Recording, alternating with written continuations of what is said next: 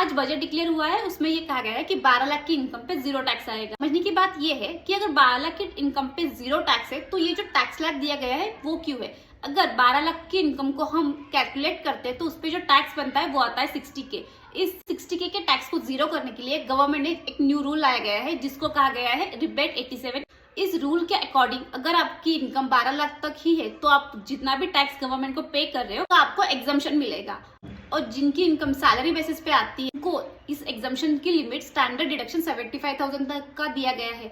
तो उनके लिए जो स्लैब रेट बनता है 12,75,000। इसका मतलब ये है कि किसी भी पर्सन की अगर एनुअल सैलरी 12,75,000 है तो उसको जीरो टैक्स इस साल गवर्नमेंट को पे करना पड़ेगा। तो इस रूल के अकॉर्डिंग अगर आपकी एनुअल इनकम 12,75,000 तक है और आपका कुछ भी टैक्स डिडक्शन हुआ है तो उसका आपको रिबेट मिलेगा।